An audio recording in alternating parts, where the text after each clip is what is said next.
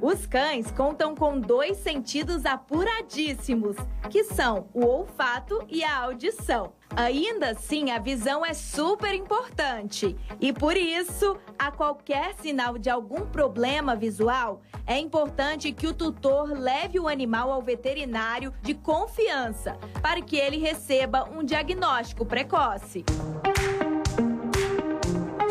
Hoje estamos aqui com a Mel, minha cachorrinha. Ela já tem 13 anos, gente. A gente já sabe que ela é uma idosa, então ela vai precisar de realizar uma consulta oftalmológica. Mas antes de vocês acompanharem a consulta da Mel, eu quero saber da doutora Carolina quais são as doenças oftalmológicas mais comuns entre cães e também entre gatos.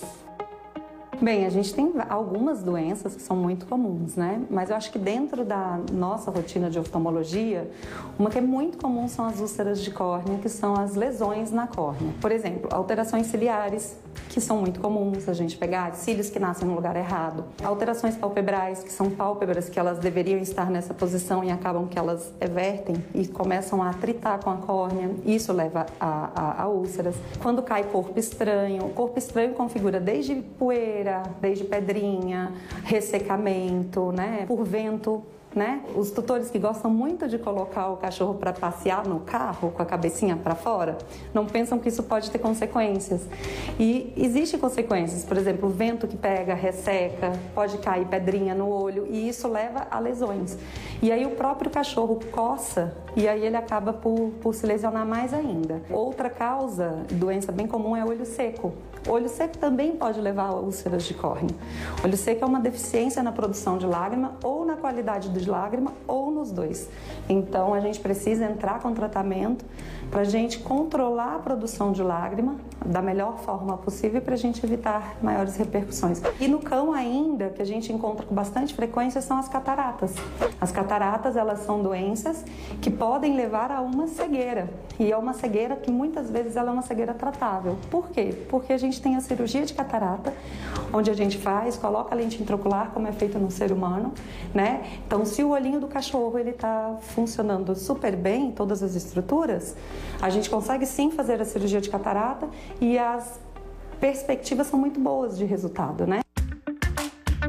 Já nos gatos, a doença oftalmológica mais comum é a conjuntivite. Conjuntivites por clamídia, conjuntivites por herpes vírus, que são doenças que passam entre eles, que podem levar a uma alteração chamada sequestro de córnea, que dá uma placa enegrecida na córnea, que a gente precisa remover, fazer cirurgia para remover. Tá?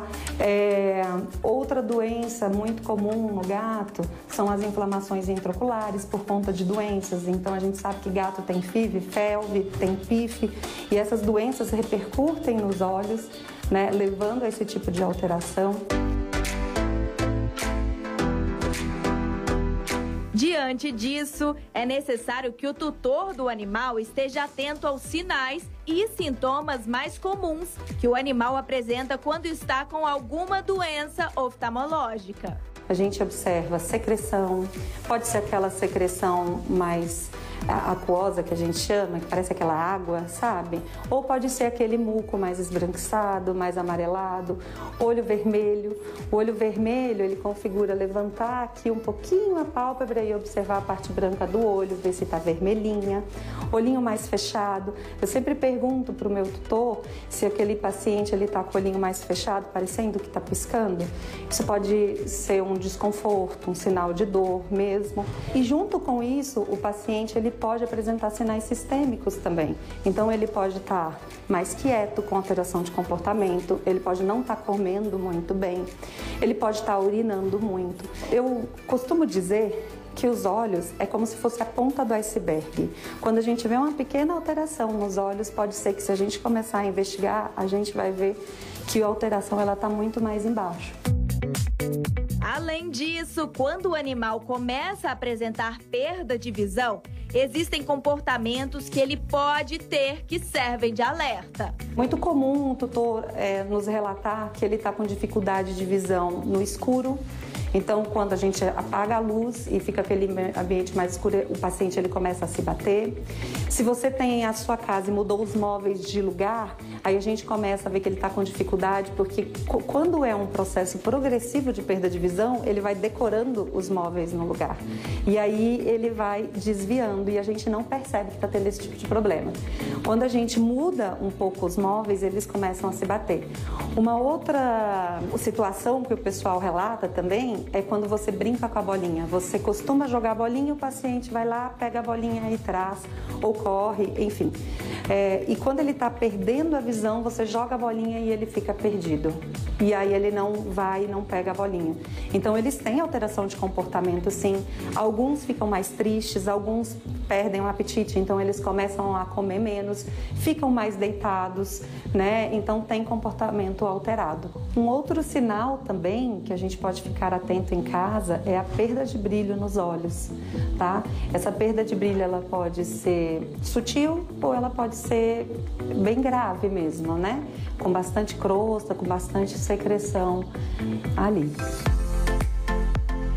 Dentre os cães, as raças mais comuns que apresentam doenças oftalmológicas são Shih Tzu, Pug, Bulldog, Lhasa e Piquenês.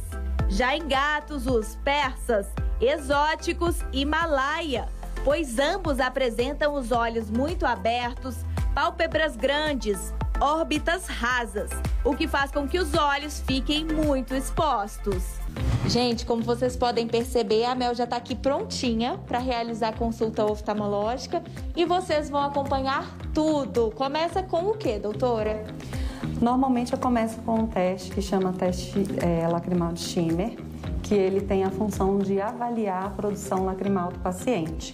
Então é essa fitinha, eu vou colocar no saco lacrimal dele, né, entre a pálpebra e a córnea, e vou deixá-lo durante 1 minuto em contato ali com a córnea, tá? A lágrima molha o papel que é milimetrado. Desta forma, é possível avaliar se a quantidade de produção de lágrima do animal está normal. Já neste próximo exame, é avaliado o reflexo pupilar. Para este teste, é necessário estar com a luz apagada para ver se a pupila abre e fecha.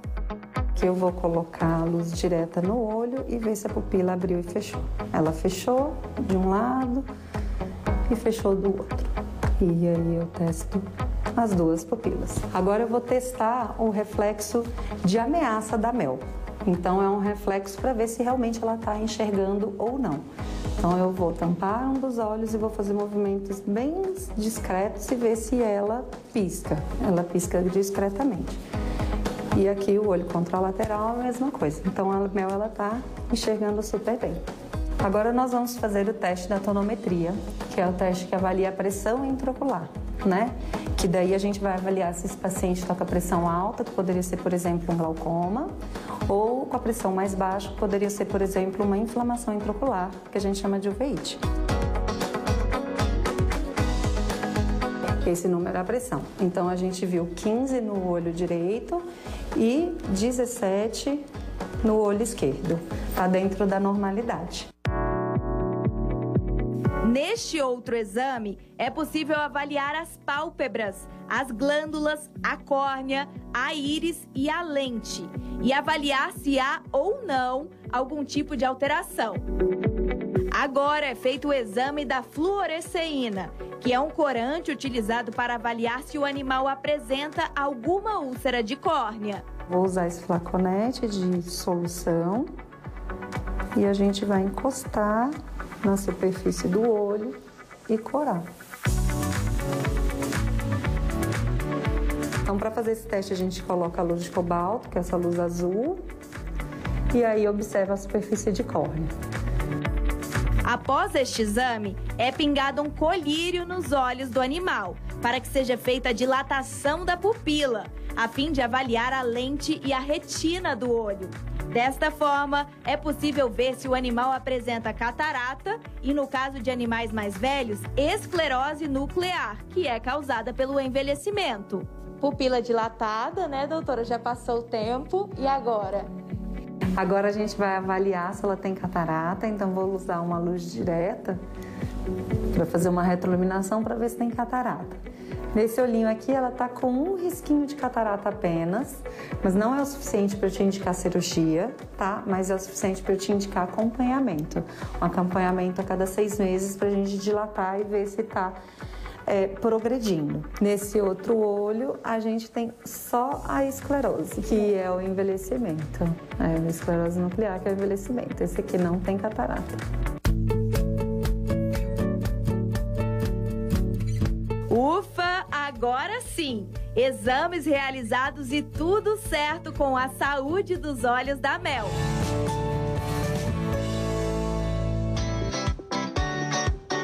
Não se esqueça, nós somos os responsáveis pela saúde e bem-estar dos nossos animais. Então, leve o seu pet ao oftalmologista.